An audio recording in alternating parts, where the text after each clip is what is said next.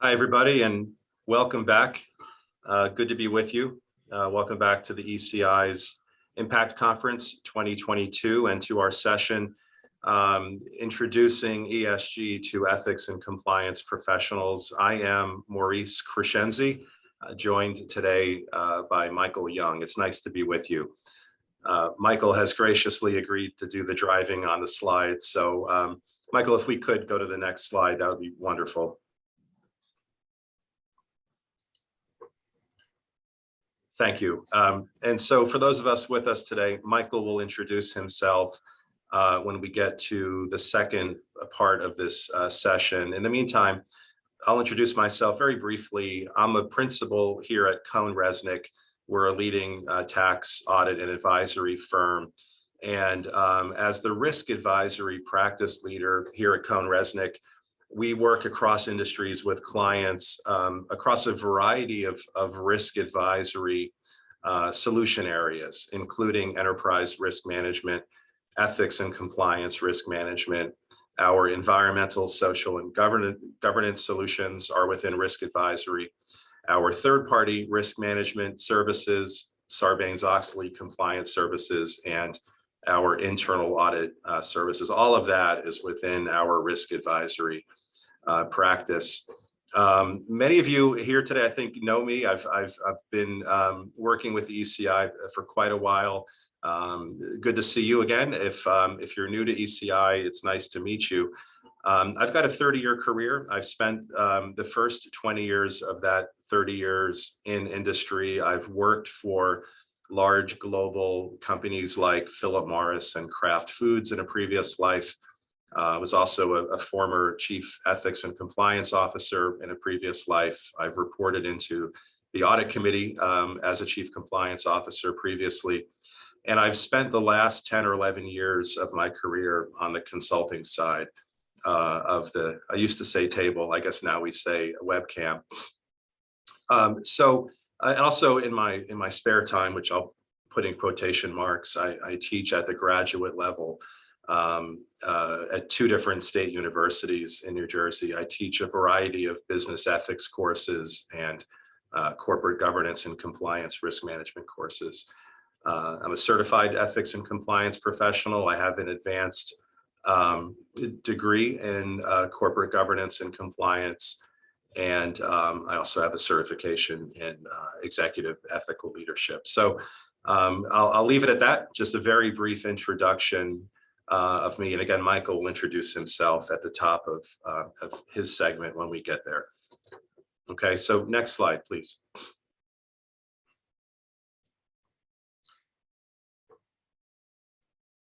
Thank you. So I'd like to just level set, this, Michael and I put a lot of thought into what would be appropriate for a segment called Introduction to ESG for Ethics and Compliance Professionals. And there's one overarching theme that we're hoping will come through today. And that theme is the interrelationship between and among ethics and compliance, environmental, social, and governance, and enterprise risk management risks and issues, and the frameworks that organizations develop and implement to manage those risks or optimize their competitive advantage with respect to those issue areas. So there's an overarching theme throughout this today, which really highlights that overlap and that interrelationship. And so I wanted to just start with just baseline understanding of what an ethics and compliance program is.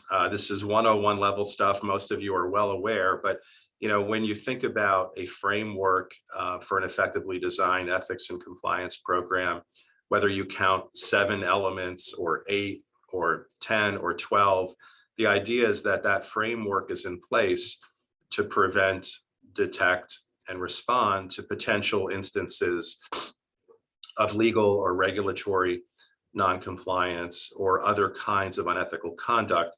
And that framework, if effectively designed and implemented, helps organizations preserve and enhance their reputation, helps them achieve their strategic objectives, helps them maintain a competitive advantage, increase employee morale, improve culture, reduce attrition, and all of those good things.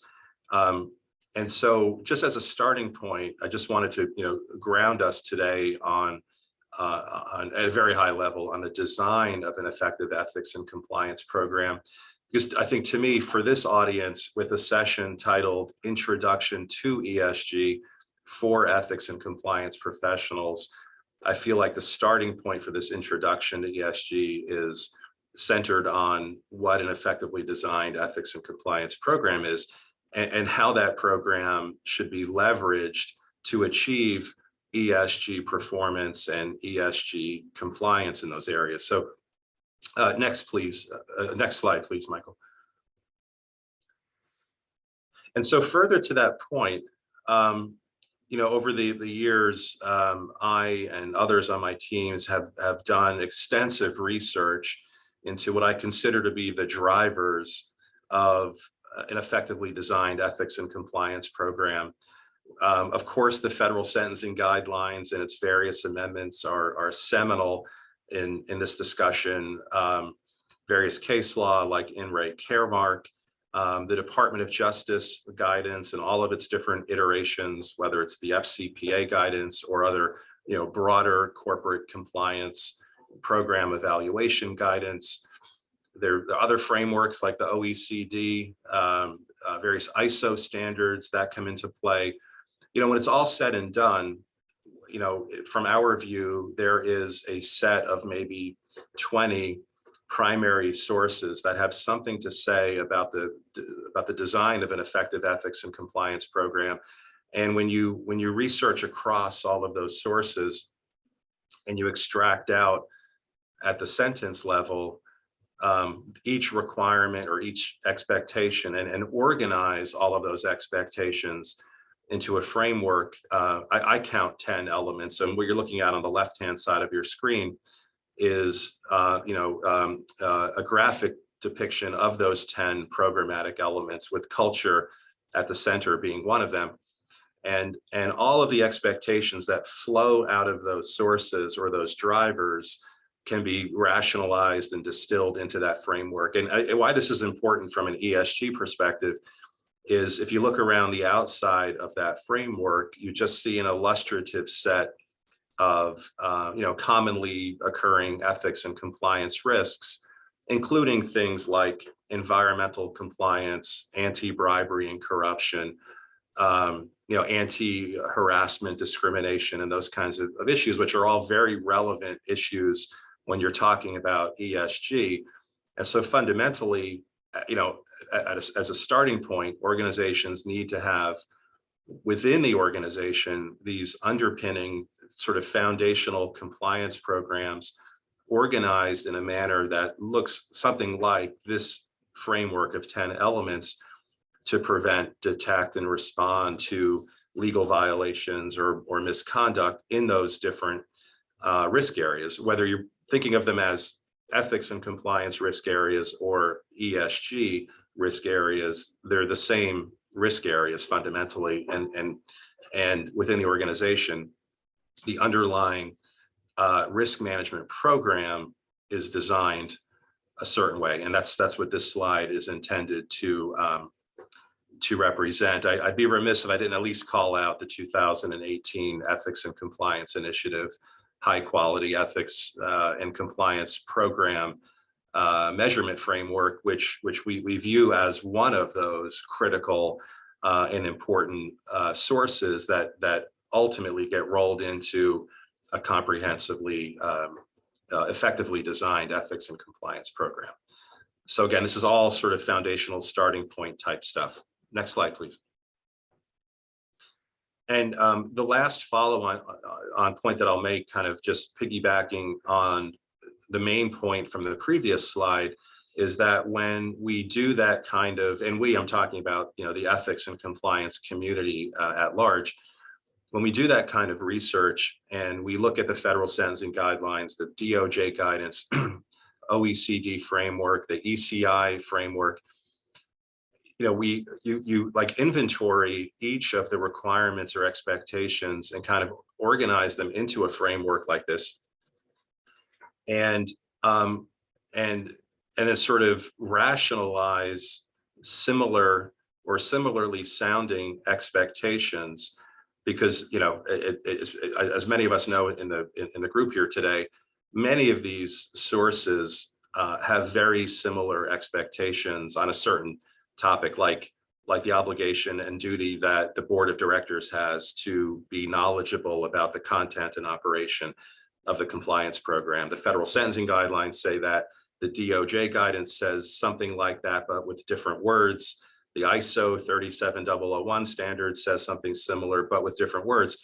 And the idea is, you rationalize across all of those similarly sounding expectations, and then come out on your own end, within your own organizations, with your sort of summary of that particular expectation. And what you're looking at here is just a visual sampling of 3 different sources that have something to say about the same aspect of the ethics and compliance program, and how you can organize that through your framework and come out on the other end of it with your organization's own sort of take on that expectation. So you're just looking at 3 expectations out of what would be probably well north of 100 or 120 when you're done researching all of those sources. But why all of this is relevant for ESG is because all of this serves as the basis for the internal underlying compliance program design that, before anything else, manages risk in each of these different ESG issue areas. Next slide, please. Okay, and we could probably move to the next slide. Michael, I think I've hit this sufficiently. And so, and now, moving on to environmental, social, and governance, what I'm really trying to convey here is, fundamentally, if you just look at that inner framework, right, it's those same 10 elements that represent an effectively designed ESG risk management program within an organization. Sure, you can and you should organize the actual issues and the risks in this visual depiction of it that encircle the framework in a way that is organized into the sub areas of E and the sub areas of S and the sub areas of G. After all, we're talking about ESG on this slide, but you could easily remove that outer ring, the governance, environmental, and social, like that thin ring on this slide, and you'd be still left with basically ethics and compliance risk, particularly for the organizations that take a forward-looking view of ethics and compliance risk, or a progressive view of the full, ethics and compliance risk profile. Many of my clients, many organizations these days think of their ethics and compliance risk profile as being composed of risks that go well beyond fraud and bribery and corruption and conflicts of interest, and in fact include labor and employment, harassment, discrimination, environmental compliance, human rights types issues, and on and on and on. And so particularly for those organizations that take that sort of broad view of ethics and compliance, think of most organizations these days have a code of conduct that's in line with leading practices, right? It's color, it's glossy, it's well branded, it's well laid out, and probably covers between 20 and 30 different ethics and compliance risks. Even if the compliance function doesn't own those risks directly, it represents the organization's ethics and compliance risk profile. And it's those same 20 or 30, it's generally the same 20 or 30 risks that would also comprise that same organization's environmental, social, and governance risk profile. You're just sort of framing it and organizing the risks maybe a little differently, but as a starting point, there's a lot of overlap, if not identical overlap, between an organization's ethics and compliance risk profile and its ESG risk profile. And that's what this slide is intended to illustrate. And of course, what we've added to this particular image in that inner dark gray thin ring, in addition to assessing and designing and implementing your ethics and compliance program. So when you get to ESG, there are additional steps that organizations are taking in terms of validating the ESG programs and the data and the key performance indicators and the metrics that help to demonstrate the organization's performance in some of these ESG related areas. And then finally, reporting out to investors and stakeholders through an annual ESG report or a CSR report or a sustainability report, the organization's performance in these ESG areas and what some of that key data is. But in many ways, it's a lot of the same infrastructure and same sort of operational aspects that you would have in an ethics and compliance program as you would have in the underlying ESG programs as well, before you get to the validation and reporting phases in the ESG journey. Okay, next slide, please, Michael. And the last thing I wanted to touch on, again, this is just sort of very high level introductory type stuff, is in our view, there is yet another overlay that reflects a lot of this same discussion when you're talking about enterprise risk management. A lot of our ethics and compliance colleagues, chief compliance officers, heads of internal audit in particular, have a heavy hand in the organization's ERM program or ERM strategy and initiatives. And so, it only stands to reason that there ought to be yet again that sort of recurring framework to manage ERM level risks. Many organizations will organize their enterprise level risks into, say, 4 buckets, right? I'll go from the right to the left, I'll go backwards. Strategic risks, financial risks, operational risks, and then that 4th bucket that many organizations call something slightly different, but whether it's compliance or legal and compliance or regulatory, whatever you call that 4th bucket, is where a lot of the, of course, the ethics and compliance risks might reside, but also too, a lot of the ESG risks, particularly on the S and on the G parts of ESG.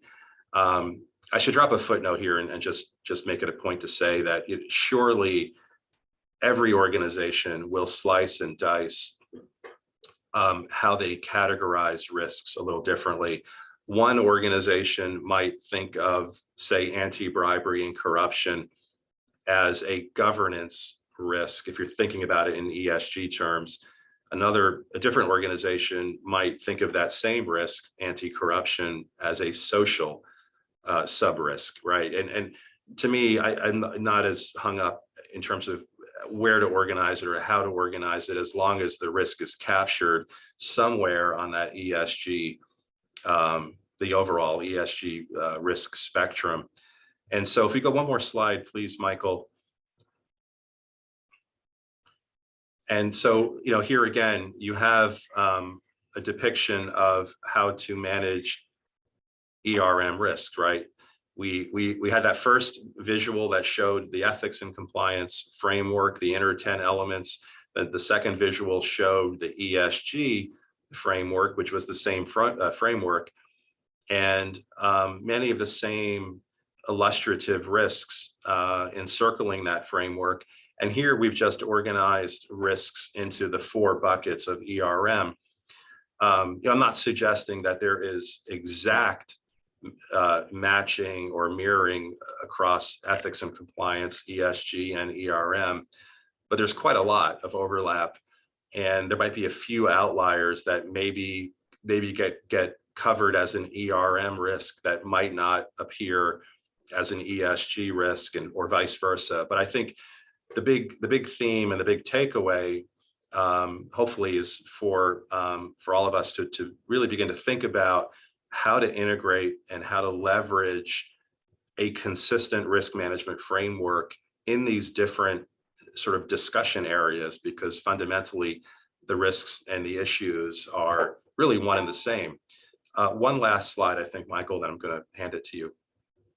And so this last slide is just meant to help us, visually, for those who are visual learners, just kind of drive the point home that, and by the way, the risk rings on those three images are not intended to all match each other.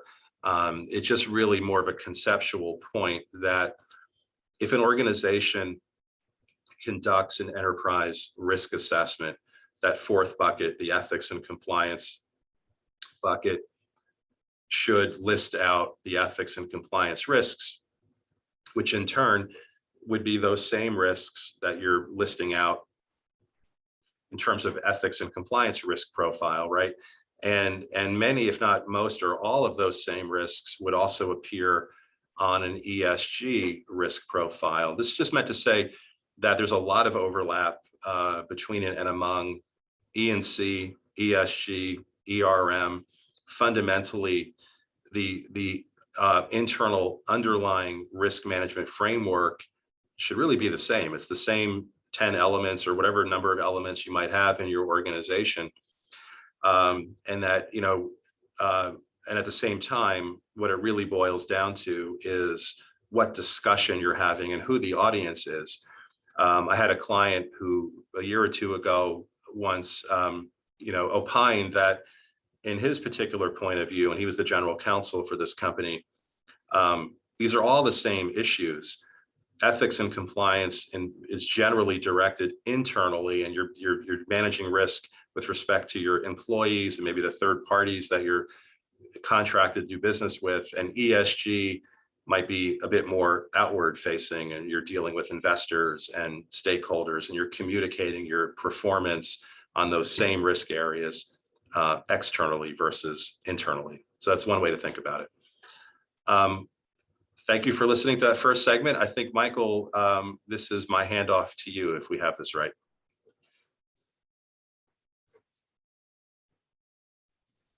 Okay, great. Thanks so much. I'm walking and chewing gum here, everyone. So if I'm a little slow with slide transitions or muting myself, my apologies.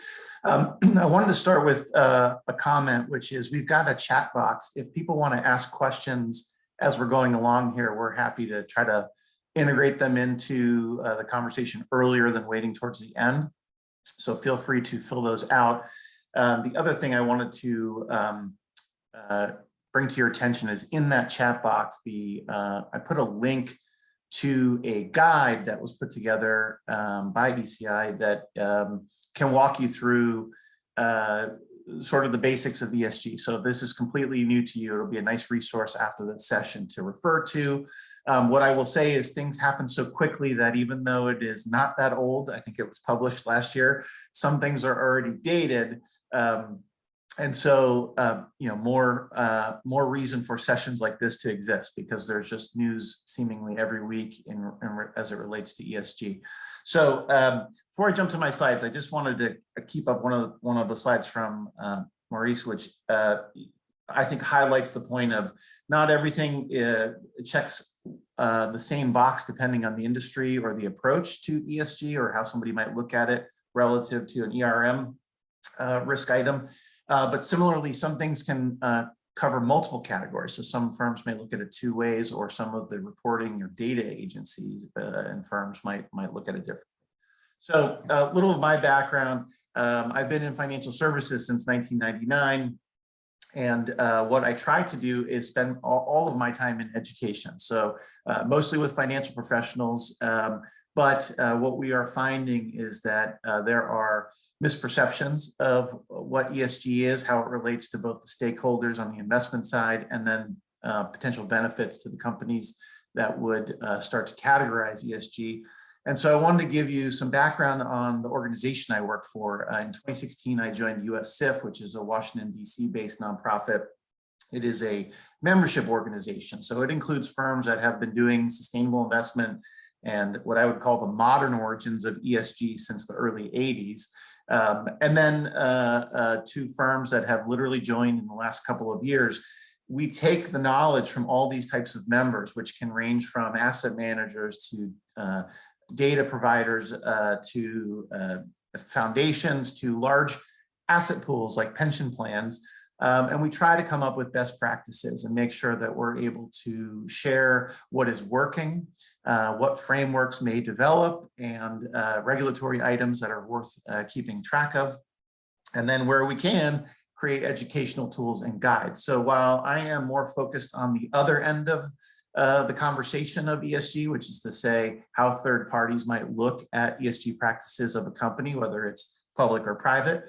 But I want to give you a sense of, because it's been in the zeitgeist the last couple of years, that there is a long history to this. So I think what you will find in some cases, depending on your audience, and certainly who might be calling your investor relations team and ultimately the compliance and ethics units for reporting questions, is sustainable investment or socially responsible investment and ESG. ESG is really just the data points, and as well described earlier, there is great overlap and cross-referencing to ERM risks that have been identified for years and years.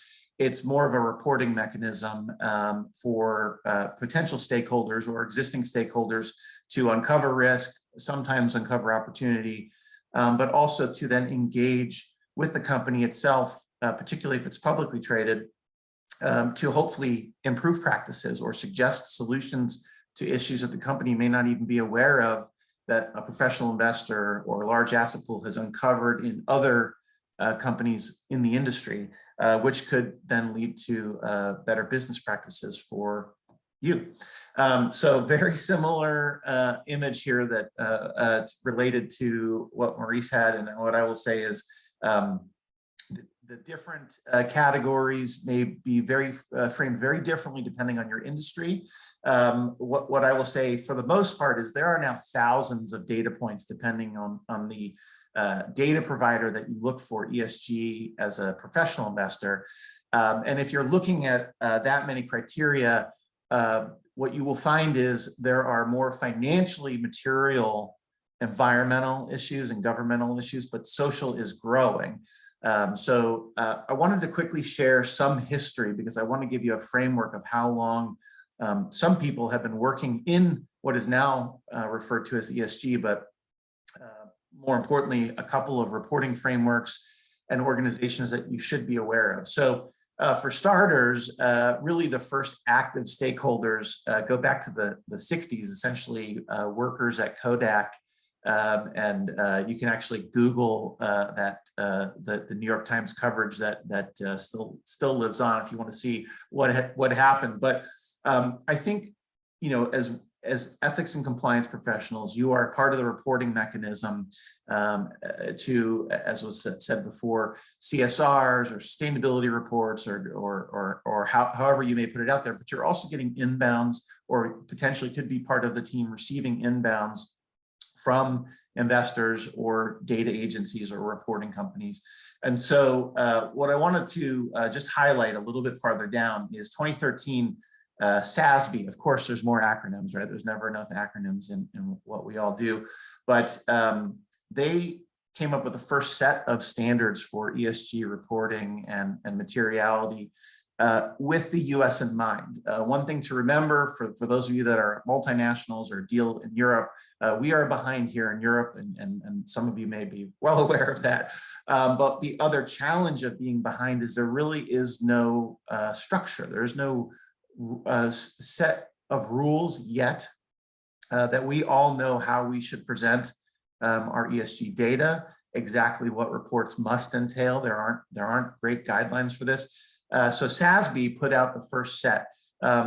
What happened last year is they completed a merger with a similar organization. You now would find them, you can still Google SASB and it'll come up, but it's now called the Value Reporting Foundation.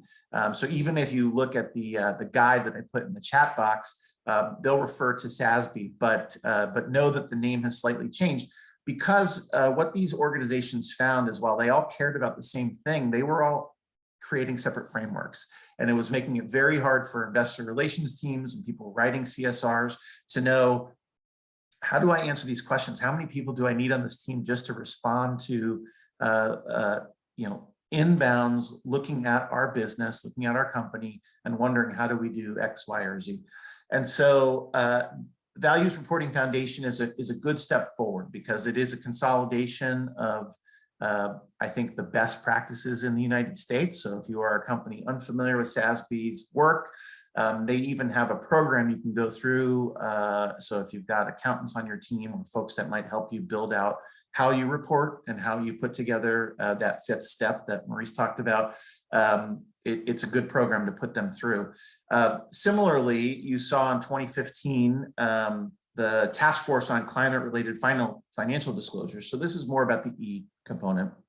But 2017, there were some updates, and this is another sort of set of potential future frameworks, reporting questions that if we're lucky, down the line, not everybody likes regulation, but it sure helps when there are rules to follow so that we can, we don't have to duplicate our work for multiple entities that are asking for similar but not identical things. So something to keep an eye on. And then I think the most interesting thing that's happening right now is with the SEC. So you may have seen, but if you have not, it'll certainly be in the news as the summer and fall come. I don't think they will finalize a rule till probably closer to November, if I had to guess, but the SEC proposed a rule on climate risk disclosures. We're in the comment period now. It is good. It's not fully comprehensive. It is not perfect. Nothing, I think, ever is the first time around. But it's an interesting step forward, right? Because what it means is we are going to find ourselves, at least with one component of ESG now, having some clear areas of reporting requirements. And while on one hand, it may sound like more work, on the other, it will hopefully align with categories that you've built within your own companies in that framework that Maurice talked about, that are ERM risks that also port over to ESG data points that would be potentially required disclosures. So I would say keep an eye on all of that because it's really the first time in the history of the United States where we have now seen regulation that I think will make our lives easier actually when it comes to reporting, which is good. It won't be easy in the beginning, but it's a start. So the other thing I wanted to share is that where ESG comes into all of both financial services and how capital pools look at different companies as potential places to put their investments is how quickly this has grown. So I think when you think about ESG now, I have heard some people again conflate it with being woke or asking for more than is fair of a company. But I would argue that that's a sort of a knee-jerk reaction to hearing something. What it really is about is something that ethics and compliance folks have done for years and years, which is knowing what the rules are, knowing what the reporting requirements are, putting it all together, and then sharing that information, particularly as a public company. And what we now see is that amongst professional investors, there has been a real focus on defining these ESG risks because they have uncovered financially material risks that aren't necessarily financial report line items. And that is really why ESG interest has grown so much. And we now see essentially 1 in 3 professionally managed dollars in the United States now employ some form of ESG data in their process. So that can range from huge pensions like California Teachers Pension or CalPERS, New York State Teachers Pension, and sort of everything in between the two coasts, if you will. But also we're seeing this now in anything ranging from hedge funds to mutual fund companies to very large asset managers, which is to say, this isn't going away. So staying in front of the issues, knowing where reporting rules may go is going to make your life a lot easier. One of the things that I wanted to share was in this last report, we put together a report every 2 years, which assesses the state of the sustainable investment universe. And really what that boils down to is we're looking at all professional investors that invest in companies and use ESG at least in part of their process of deciding where to invest, where to send their capital. And I think an interesting one here is regulatory compliance started to show up as one of the top categories. So it's not just about identifying risk or responding to client demand. We're now actually seeing that these professional money managers are also saying, hey, we are watching how companies are in terms of their own compliance within their industries, and we're uncovering potential investment risk items, which in turn means these are risks to the company and its operations if they're not done well. Just real quickly, this is not just happening in the United States, so it's worth noting that there are quite a few assets around the world that now identify as investing with ESG criteria in mind. A recent very large jump was Japan, which you see in the bottom line there. The reason I point that out is what happened leading into 2018 was that they mandated as a country that all pensions must include ESG criteria in investment decisions. So Pandora's box is open. I don't believe it'll be going back. So a couple of organizations that I want to bring to your attention, because I think it's possible that many of you, depending on the company you work for, may be a signatory to an organization like the Principles for Responsible Investment. Your companies may have signed on. And if you did, then there are some rules and structures that you are adhering to as a signatory. And I did look at the attendee list before we jumped on today, and I definitely saw some signatories, so you may be in the room today.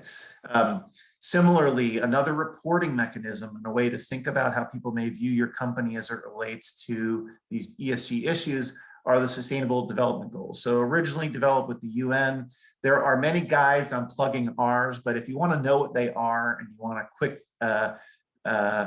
quick read to understand kind of what this framework is, if you go to ussif.org, you can download that for free, and it's I think it's 5 pages, but it walks you through essentially how are both governments and companies approaching large issues for the next, well, now eight years to go. And so the last thing I wanted to bring up before we transition to sort of Q&A is, there are some challenges and some things to keep an eye on in the meantime. So for starters, depending on what your role is at your company, or how large your ethics and compliance team is, or how large your investor relations team is, one of the big challenges is that not everybody is asking you the same questions, so and asking for the same information. And so two things I would recommend. If you're not familiar with the Values Reporting Foundation, get to know it, take a look at their materiality map. Every business, every company is going to have different areas of materiality that matter most to them as it relates to CSRs or to ESG reporting to companies that are going to call you and ask about these questions or send requests for information. And then the last bit of it is proxy season. So direct engagement, particularly if you're a publicly traded company. So I wanted to share why I think this is good for companies and something that is really interesting to watch. Sometimes pardon my French, it is a real pain in the where to deal with activist investors who maybe aren't necessarily doing something in the best interest of a company.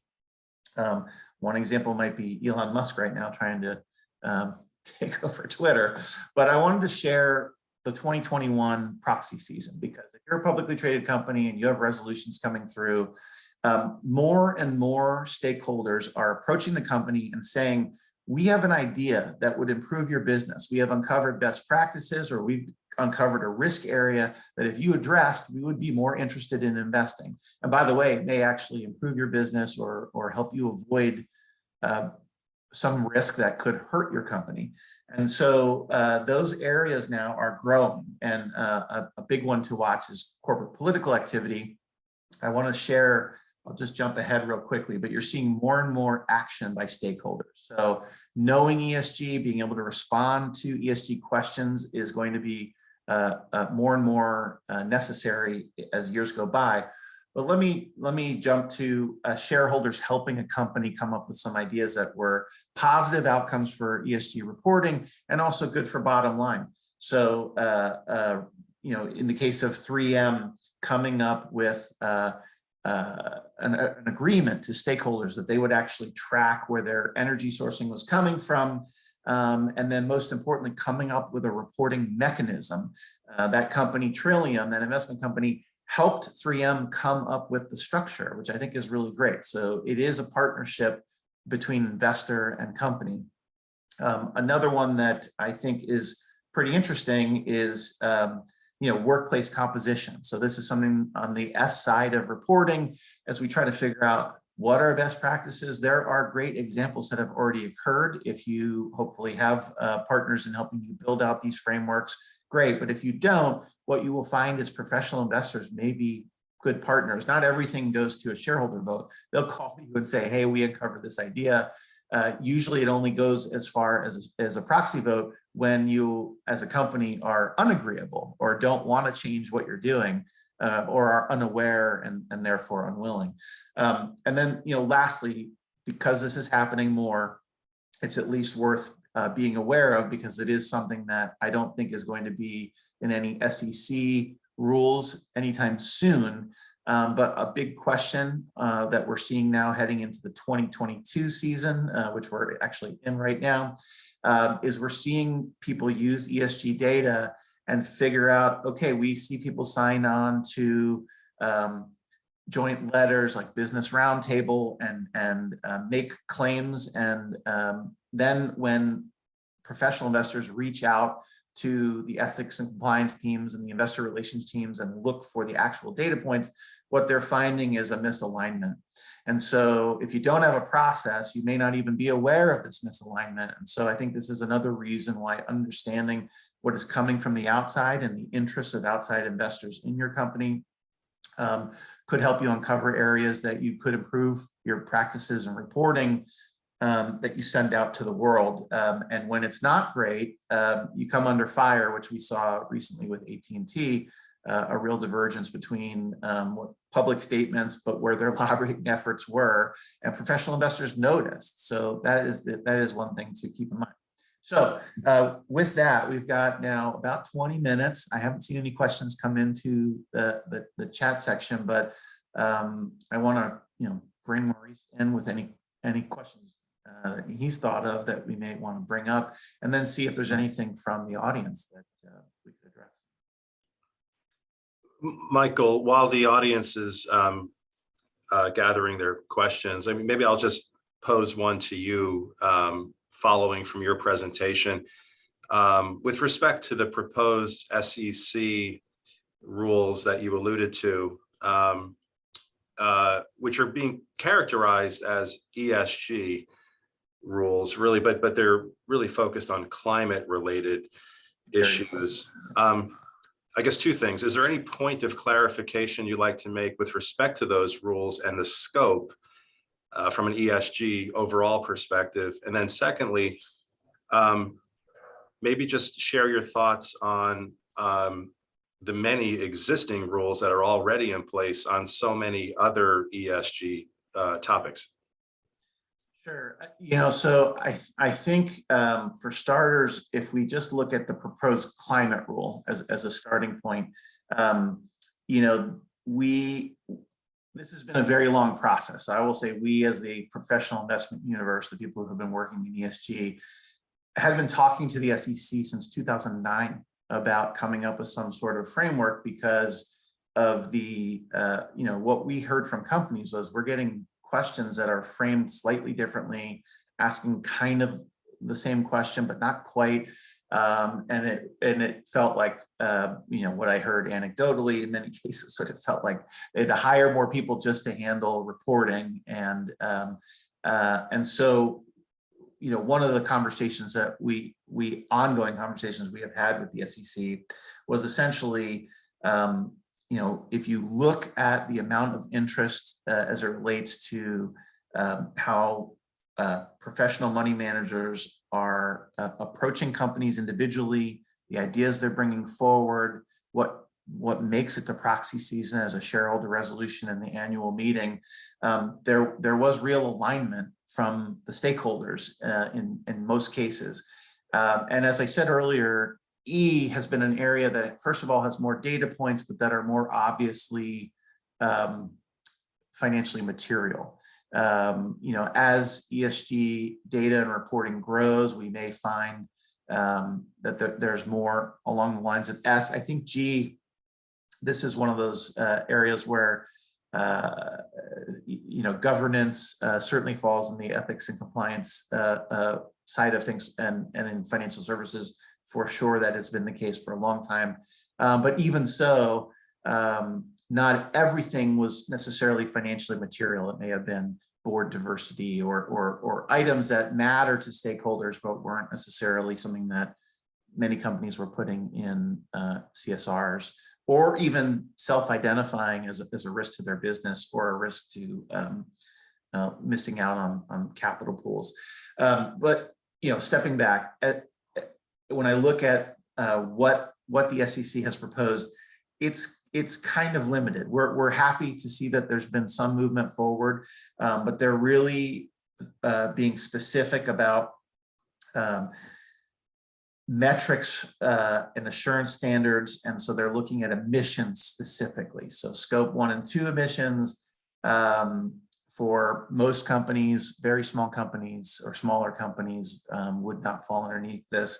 And then scope 3, they're asking for it, but these are not right at the moment. This doesn't look to be a rule that's going to require any enforcement on scope 3. But where that might matter is what you had mentioned and what I had heard actually in the opening keynote today, which was more focused on what we have seen due to war with Russia invading Ukraine, but what it does to supply chains, and even companies that think their supply chains are clean or relatively unaffected in this case, because they don't do direct business maybe with companies or sourcing in either country, is what I would relate to scope 3 emissions, which is emissions that come from your supply chain that aren't necessarily you directly. And so that, as I look at the rule, is not going to be something that is, there's not going to be a penalty structure for corporations, but the reporting request for the moment is in this rules proposal. And where I think that's important is, as it relates back to ethics and compliance officers at every company, is we've got to start thinking about it now. Because while that today, these scope 3 emissions may just be an additional reporting item, what's really happening is scope 1 emissions, which are coming from particularly those that are in industries with like manufacturing or have like hard output, an intangible business like a social media company or something. Those scope 1 emissions are emissions that come from you, that affect the community that your factories or plants are in, how you work with local municipalities and reporting and or penalties you may face depending on how they enforce current rules. But the idea for this with the SEC, I think, is to tell companies like, hey, we're getting enough questions as the SEC from professional investors, but also interested investor groups, which may include, ultimately the group the SEC is protecting, which is individual investors. We're getting questions of, are you considering these things as business risks? And what we're seeing right now in the world is a classic example of scope 3 emissions not being directly something that would be assessed by the company doing the sourcing potentially. Now probably should be as it relates to emissions in this SEC rule. But if you think about supply chain issues in general, there are going to be questions that arise when geopolitical situations like a war come up, which is how directly impacted is your business? How directly impacted is your supply chain? Are the components of your supply chain that you might not be aware of because they are sources for your sources affected? And if they are, have you accounted for that? Because these are financially material items that may not show up in a traditional report or one that is sort of self-created. The last thing I want to say on this SEC disclosure rule is why this is kind of very different than what we've ever seen before. Is previously a corporate sustainability report could be designed by the company and the folks at the company who said, I think this is what we should cover. For the first time, there will be one area that you'll have to cover. And that is interesting because it could be the beginning of other rules that would create I think, a better reporting framework for everybody. So I jumped around a lot there. You're unmuted, sorry. No, that was great. A very comprehensive. Thank you. I guess while you're taking a look at the question that came in, I can make a shameless plug. For those of you in the group today with whom I'm connected on LinkedIn, I will be teaming with another organization in the next week or so, pushing out a survey related to the SEC rules and organization states of readiness.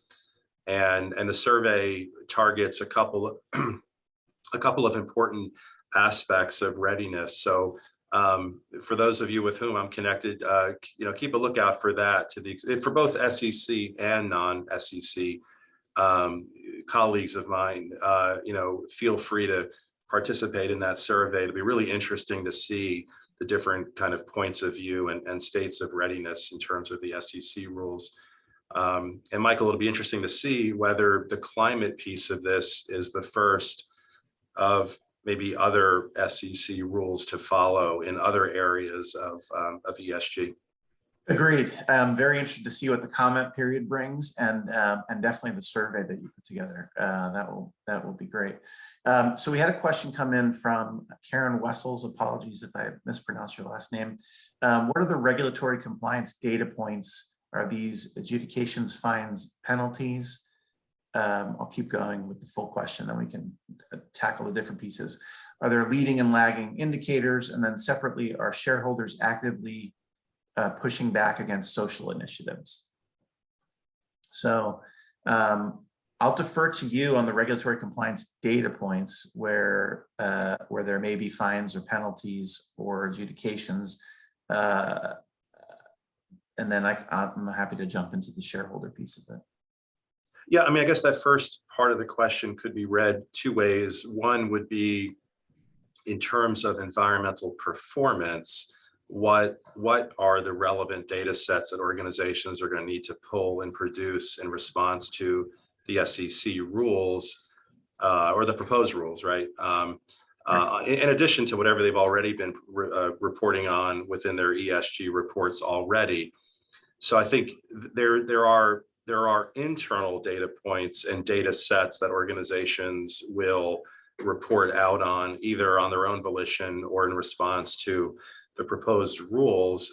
I think from what I might call an ethics and compliance environmental risk management perspective, like you would in any other risk area, you want to keep an eye on evolving trends going on in the market, which would include enforcement trends. So if the EPA, for instance, has been moving along with a sort of a trend of certain kinds of enforcement actions and fining or penalizing organizations in a certain way, that should absolutely be taken into account when you're doing your enterprise risk assessment or your compliance risk assessment to figure out the likelihood and the severity that your organization could face along those lines if there were to be a risk impact on that particular area of environmental compliance. I read that data point question maybe from both perspectives, externally as well as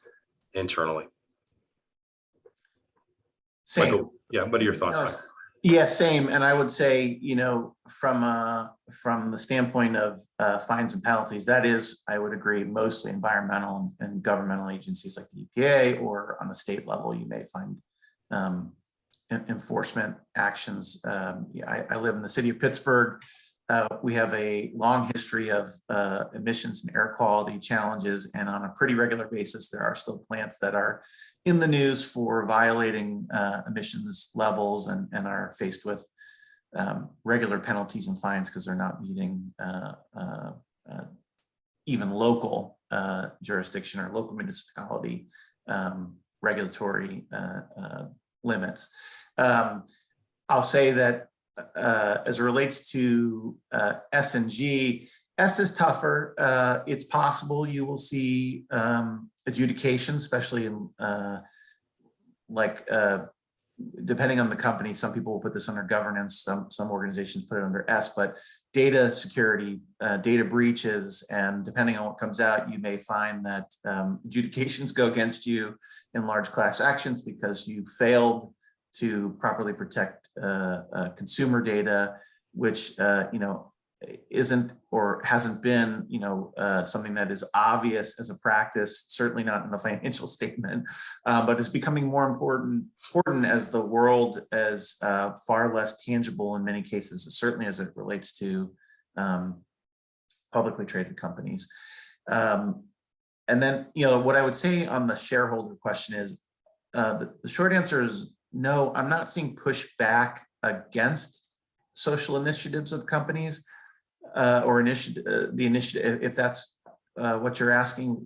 What we are seeing is sort of two sets of groups: those that have just voted along with board recommendations, which is generally to not do anything more often than not. And that has started to change because of pressures on these companies who claim to be putting together portfolios that consider ESG data points. So when you get to a proxy vote, if at your annual meeting you've got enough stakeholders that put together a proposal and it comes forward and shareholders have to vote, it's important to remember that even if it goes to the majority, where it's above 50% vote for this change to take place or for the company to address an item, it's non-binding. So you could find that pushback is that the capital just leaves if you choose to not address the issue, even after the stakeholders and shareholders had some questions.